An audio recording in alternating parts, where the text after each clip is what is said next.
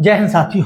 आज की हमारी क्लास संविधान की हो और ये क्लास हमारी दूसरी है। अभी रिटन जो लिखित परीक्षा है आरटीजेसीओ 2025 वाली, लेकिन एक क्लास में जो बेसिक की है इंटरव्यू के पर्पज से पहले ले चुका हूं। तो जो भी हमारे साथी जो भी मित्र हैं जो अभी नए जुड़े हैं वो मेरी एक बेसिक वाली क्लास संविधान की समझ वाली एक टॉपिक है, उसमें आप जरूर जाके थोड़ा समझ लेना। आपको संविधान के बारे में उतना ज्ञान जरूर आपको हो जाएगा जो आपके लिखित परीक्षा में पूछे जाने की ज्यादा संभावना है। और यहाँ मैं वही क्लास समझा रहा हूँ, वही आप लोगों को टॉपिक समझाऊंगा संविधान के जो आपसे पूछे जा सकते हैं। ऐसी में वो संविधान की, क्योंकि हमारा दायरा संविधान का बहुत बड़ा है, बहुत कानून है, बहुत ऐसे हमारे छोटे छोटे एक्ट है, वो मैं आप लोगों को नहीं बताऊंगा। आप लोगों को मैं वो सारे नियम कानून बताऊंगा जो आप लोगों को याद रह सके और पेपर में आप लोगों से पूछे जाएं। मैं केवल वही आप लोगों से चर्चा करूंगा। तो हम लोग सबसे पहले चर्चा करते हैं संसद की। संसद, ये संसद हमारा भाग 5 में आर्टिकल 79, ये अनुच्छेद में आर्टिकल को बोल देता हूं, इसको ना समझ में आए। ये संसद का गठन संबंधी इसमें प्रावधान है कि एक संघ की संसद होगी और उसमें 2 सदन होंगे, एक उच्च सदन एक निचला सदन। यहाँ पर संसद हमारे 3 अंगों से मिलकर बनती है। पहले तो ये पहला प्रश्न आप लोगों से पूछा जा सकता है कि संसद में कितने अंग होते हैं। तो संसद में 3 होते हैं, एक राज्यसभा, एक लोकसभा और एक राष्ट्रपति। तो यहाँ हम लोग आ जाएंगे राष्ट्रपति, राज्यसभा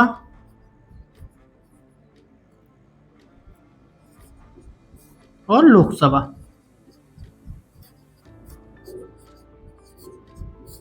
देखो, राज्यसभा राज्यों की प्रतिनिधि सभा के रूप में इसको उच्च सदन बोलते हैं पहले तो। ऐसा आप लोगों से प्रश्न आरटीजेसीयू में जरूर बन सकता है कि देश का उच्च सदन कौन सा है। तो आप इसमें कंफ्यूजन मत हो जाना है कि देश का उच्च सदन हमारा राज्यसभा है और इसको निम्न सदन बोलते हैं लोकसभा को, या इसको जनता को या प्रतिनिधि सदन बोलते हैं। लोकसभा को जनता का सदन बोलते हैं क्योंकि यहाँ से सीधे प्रतिनिधि चुन के जाते हैं। तो इसमें आप लोगों को कंफ्यूजन नहीं होना है।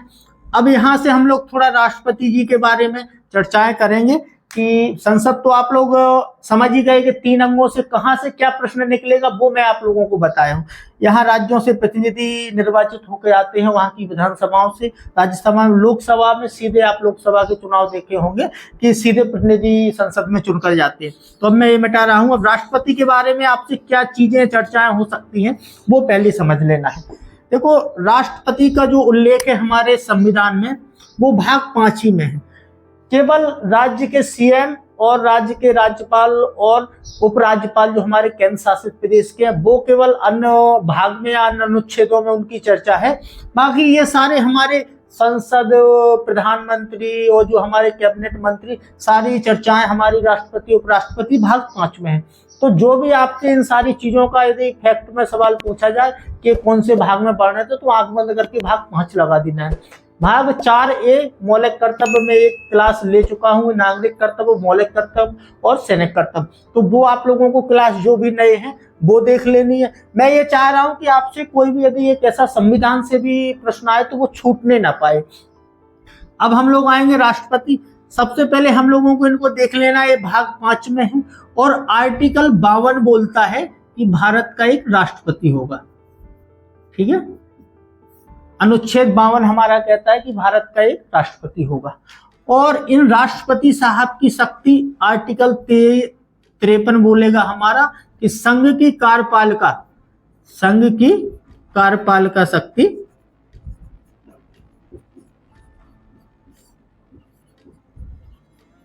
राष्ट्रपति में निहित होंगी। मतलब जितनी भी कार्यपालिका, मंत्री परिषद और मंत्रिमंडल की जो भी शक्तियां हैं वो राष्ट्रपति के अंतर्गत चलेंगी। ये मैं एक एक बात समझा दूंगा, आप लोग बिल्कुल कंफ्यूजन नहीं होंगे इस बात में कि आखिर इसका मतलब क्या होता है। अब यहाँ पे आर्टिकल 54 में हमारा एक वर्णित है कि संसद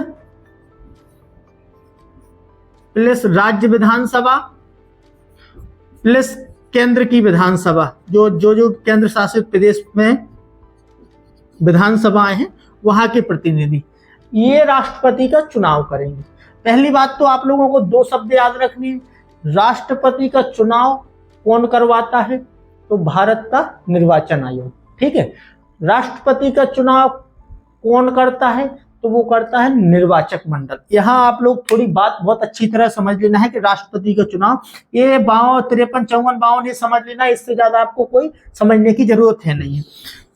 राष्ट्रपति का चुनाव जो हमारा होता है वो निर्वाचक मंडलों के द्वारा होता है। उसका मतलब ये है निर्वाचक मंडल कि जो भी हमारी राज्य विधानसभाओं और केंद्र शासित की राज्य विधानसभा और संसद दोनों सदन की, ये लोग हमारे राष्ट्रपति के चुनाव में वोट करते हैं और इन्हीं को निर्वाचक मंडल बोला जाता है। ये निर्वाचक मंडल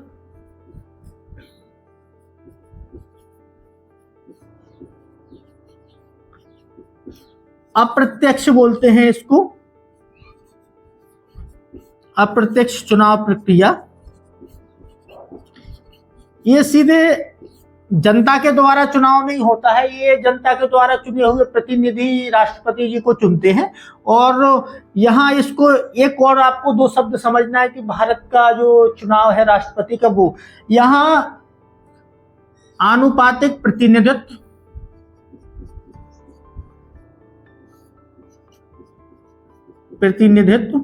और एकल संक्रमणीय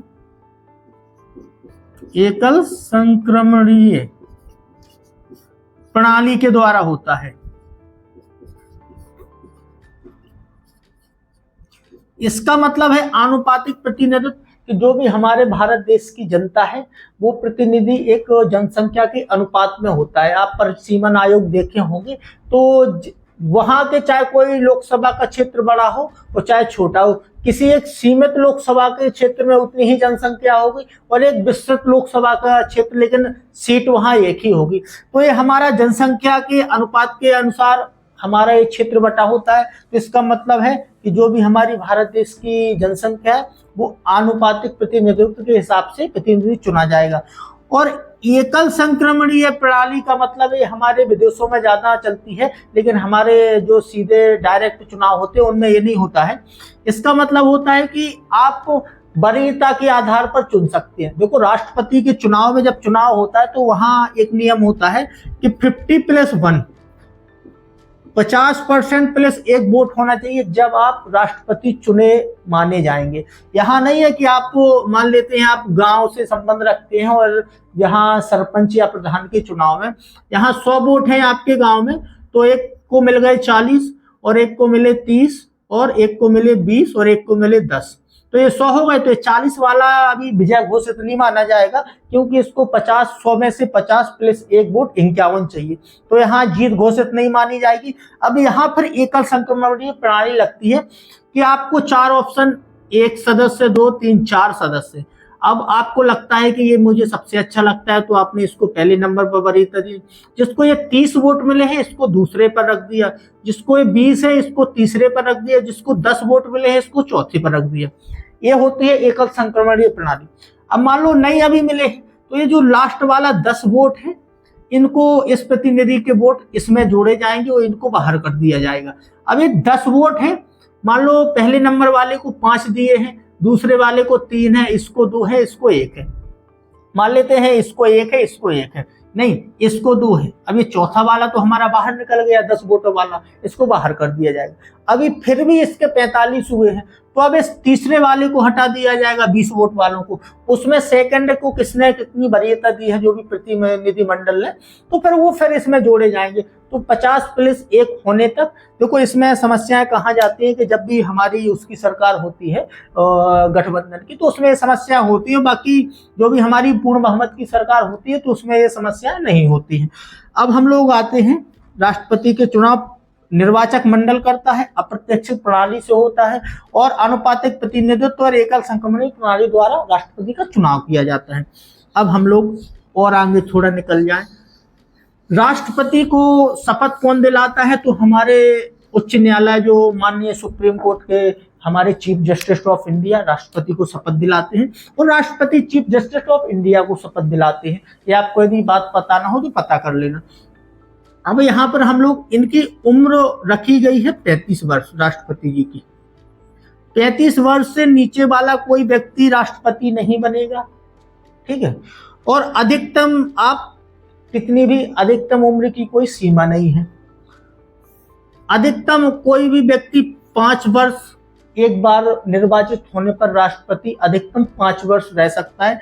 आप लोगों को मेरी अधिकतम की बात यह है कि बीच में शायद ऐसा हो जाता है कि राष्ट्रपति जी को हटाने की प्रक्रिया भी बीच में, उपराष्ट्रपति जी को हटाने की प्रक्रिया का प्रस्ताव लाया गया था, तो ऐसा होता है कि बीच में शायद ऐसा अपदस्थ करवा दिया जाए या कर दिया जाए राष्ट्रपति जी को, तो ये अधिकतम 5 वर्ष तक के लिए चुने जाते हैं। लेकिन ये अमेरिका जैसा यहाँ नहीं है कि कोई भी एक व्यक्ति 2 बार चुना जाएगा, यहाँ हजारों बार भी चुन सकते हैं एक व्यक्ति को, लेकिन उसको जो भी प्रक्रिया है चुनाव की उसके आधार पर चुना जाएगा।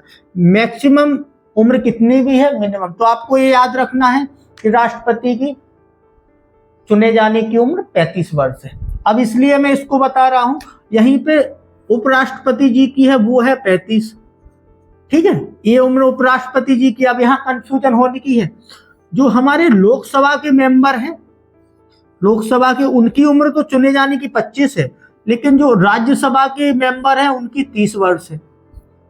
और हमारे यहाँ जो साधारण पंचायत की चुनाव है उनकी 21 वर्ष है, और जो वयस्क मताधिकार पे वोट देने का अधिकार है वो 18 वर्ष है। तो आप लोगों को 33, 35, 30, 25, 21, 18 ये 4-5 उम्र विशेष तौर पर याद रख लेना है कि ये कौन से राष्ट्रपति में मिनिमम उम्र हमारी 35 है, उसको भारत का नागरिक होना चाहिए, और बाकी ऐसी कई अर्हताएं हैं, तो वो कोई भी लाभ के पद पर ना हो। तो ये आप लोगों को कोई जानने की जरूरत नहीं है। जब कब आप धर्मगुरु बन जाए तो फिर फ्री में जानकारी लेते रहना आराम से संविधान की, और पढ़ते रहना कि कैसे चुनाव होते हैं, क्या क्या यहाँ शर्तें हैं। तो वो यहाँ पर केवल हम लोगों को मिनिमम उम्र 35 है और मैक्सिमम की कोई सीमा नहीं है। ये आप लोगों को याद रखना है। राष्ट्रपति जी के संबंध में कौन करवाता है, कौन शपथ करवाता है, और हमारा कितनी बार कोई भी चुना जा सकता है, बशर्ते केवल अपदस्थ किया जाता है, उसने संविधान का अपमान, वो संविधान का उल्लंघन किया हो, या कुछ मानसिक तौर पर, तो उसकी मतलब मानसिक तौर पर स्थिति खराब हो, तो ऐसे में अपदस्थ कदाचार पर हटाया जा सकता है राष्ट्रपति जी को। ये बड़ी कठिन प्रक्रिया है, ऐसे नहीं हटते हैं हमारे देश में राष्ट्रपति न चीफ जस्टिस। और उसमें जब दोनों पक्ष विपक्ष वाली पार्टियां जब ऐसा उनको लग जाए कि हमारे भारत देश के विकास के लिए, भारत देश के संविधान के लिए ये ठीक नहीं है, तब ऐसे हट पाते हैं, बाकी राष्ट्रपति जी हट नहीं पाते ऐसे। अब हम लोग राष्ट्रपति जी की में सारी बातें जान चुके हैं। आपको केवल याद कितना रखना है कि मिनिमम उम्र 33 वर्ष है, राज्यसभा के सदस्यों की उम्र 30 वर्ष है, और लोकसभा के सदस्यों की 25 वर्ष है। ये मुख्यतः आपको याद रखने की बातें हैं। अब हम लोग आ जाएंगे सीधे उपराष्ट्रपति जी पर। उपराष्ट्रपति जी हमारे, आप लोगों को पता है, पहले तो राष्ट्रपति जी को पता है द्रौपदी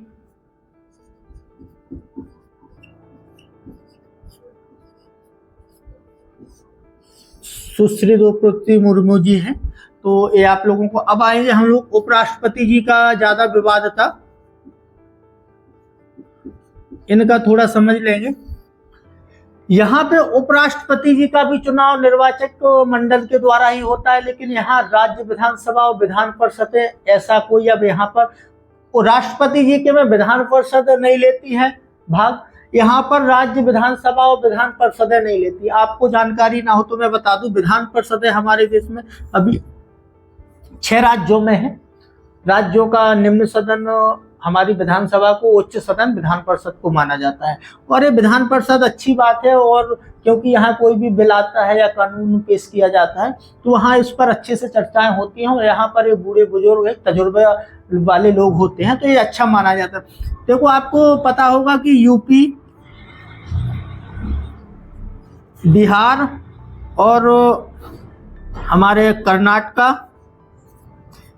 तेलंगाना, महाराष्ट्र 1, 2, 3, 4, 5 और एक और होती है हमारी आंध्र प्रदेश। 3 दक्षिण को राज्यों में है, तेलंगाना, कर्नाटका और आंध्र प्रदेश। महाराष्ट्र, बिहार और यूपी 6 राज्यों में विधानसभा, विधान परिषद हमारे यहाँ पर अभी गठित की जाती है। तो इसको आप लोगों की, अभी देश में शायद ऐसा एक फैक्ट बना दिया जाए कि हमारे देश में कितनी विधान परिषदें हैं, तो सीधा बोल देना है 6। और विधान परिषदों का राष्ट्रपति के चुनाव में कोई योगदान नहीं है, उपराष्ट्रपति के चुनाव में नहीं है। उपराष्ट्रपति के चुनाव में राज्य विधानसभाओं और जो हमारी केंद्र शासित विधानसभा, इनका भी कोई योगदान नहीं है, ये विशेष तौर पर याद रखना है। उपराष्ट्रपति के चुनाव में हमारी केवल संसद भाग लेती है, ठीक है। इनका उपराष्ट्रपति का जो काम रहता है, इनका 63 जो आर्टिकल हमारा कहता है संविधान का भाग 5 का, कि भारत के एक उपराष्ट्रपति होंगे। और 64 में बोलते हैं कि सभापति के पदेन सदस्य, वो राज्यसभा के पदेन सभापति होंगे, हमारा आर्टिकल 64 बोलता है। तो उपराष्ट्रपति में इनका कुछ लेना देना नहीं रहता है, राज्यसभा के पदेन सभापति। ये विशेष तौर पर याद रखना, इनको ना तो कोई वेतन भत्ता ऐसा कुछ नहीं मिलता है उपराष्ट्रपति के तौर पर। इनको जो भी इनकी वेतन भत्ते जो भी सुविधाएं दी जाती हैं वो राज्यसभा के पदेन सभापति के नाते दी जाती है। तो इसको विशेष तौर पर याद रखना है कि कोई पूछ ले कि आपको राज्यसभा के सभापति का नाम, ऐसा प्रश्न आपसे डाल दिया जाए तो याद रख लेना उपराष्ट्रपति जी का, जगदीप धनखड़ जी का आपको नाम लगा तुरंत टिक करके आ जाना है।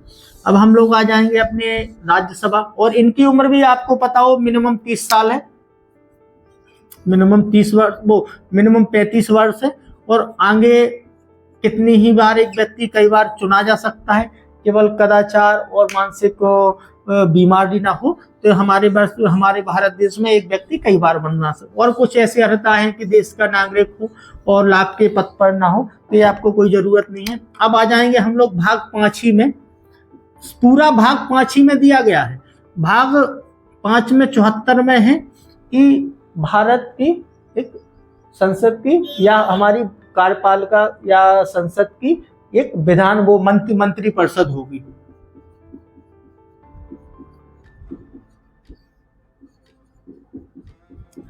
आर्टिकल 74 में कहा गया है संघ की एक मंत्री परिषद होगी, और उस मंत्री परिषद में 75(1) में राष्ट्रपति जी प्रधानमंत्री की नियुक्ति करेंगे।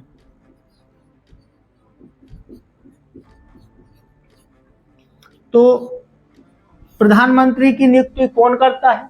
राष्ट्रपति जी। लेकिन राष्ट्रपति जी नियुक्ति जब करेंगे जब वो बहुमत को देख लेंगे। वैसे तो राष्ट्रपति जी 6 महीने को किसी को भी प्रधानमंत्री घोषित कर सकते हैं, लेकिन 6 महीने के अंदर उनको अपना बहुमत साबित करना पड़ता है लोकसभा में, जब वो 6 महीने के आगे पीएम माने जाएंगे।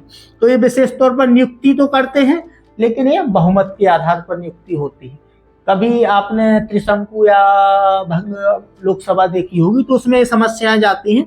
तो जिसको जो भी अपना बहुमत लेकर और प्रस्ताव रखता है तो उसको फिर नियुक्त किया जाता है राष्ट्रपति के द्वारा। अब हम लोग इसके आगे भी फिर प्रधानमंत्री की सलाह पर मंत्रियों की नियुक्ति राष्ट्रपति जी करेंगे, क्योंकि कार्यपालिका बोला जाता है मंत्री परिषद को।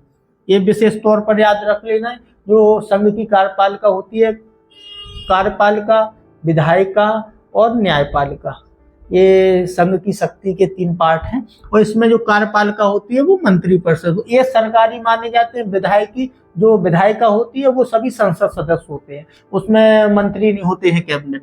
तो यहाँ पर राष्ट्रपति जी नियुक्ति करेंगे, लेकिन ऐसे नहीं कर देंगे कि हमारी इच्छा है तो हम आपको प्रधानमंत्री नियुक्त कर रहे हैं, ऐसा नहीं होता है। वहाँ पर आपको बहुमत देखना पड़ता है, और बहुमत जिसने साबित कर दिया, और जो भी हमारे लोकसभा के जो भी सदस्य या सांसद चुने गए हैं, तो उन लोगों के द्वारा एक प्रस्तावित किया जाता है कि हम इनको पीएम, तो उनकी नियुक्ति प्रस्ताव के आधार पर होती है।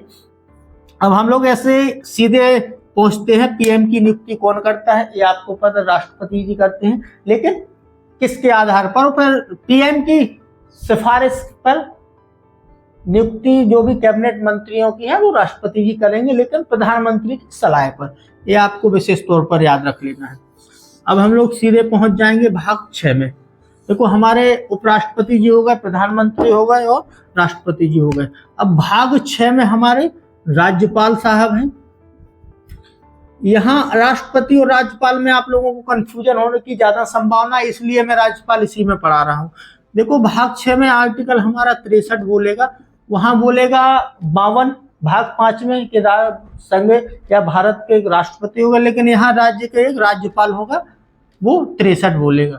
और जो हमारा 64 वो 163 बोलेगा और ये 164। एक सेकंड,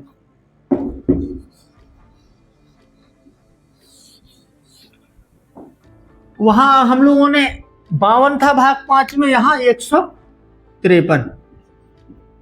एक आर्टिकल बढ़ के और 100 जो 101 आर्टिकल जोड़ेंगे वो राज्यपाल हो जाएंगे। फिर 156 में बोला गया है कि राष्ट्रपति के प्रसाद पर्यंत,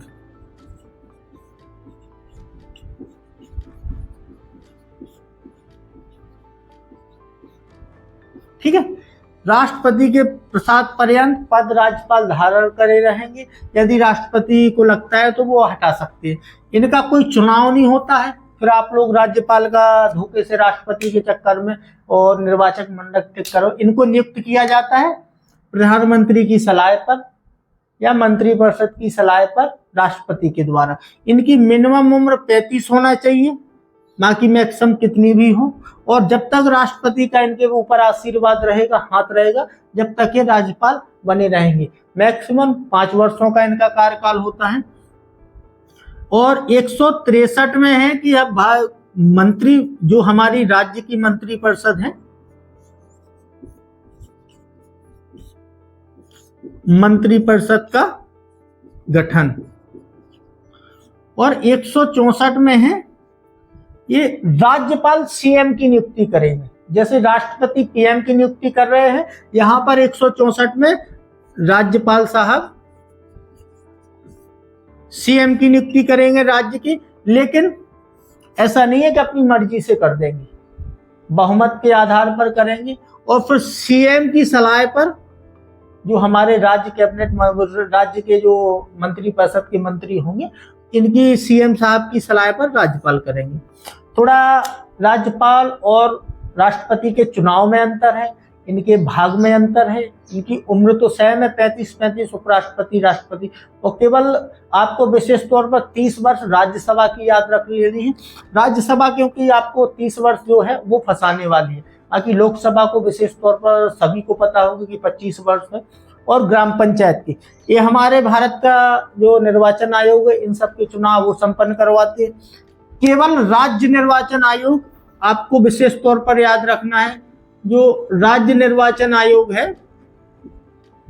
वो केवल पंचायत के चुनाव करवाते हैं, पंचायत के चुनाव संपन्न करवाता है। पंचायत में अब त्रिस्तरीय पंचायत होती है, कहीं कहीं एक जनपद पंचायत के स्तर पर होती है, कहीं कहीं नगर पालिकाएं, ऐसी त्रिस्तरीय के। और किसी किसी राज्य में 2 स्तरीय पंचायत चुनाव होते हैं, तो इसमें हमको नहीं घुसना है।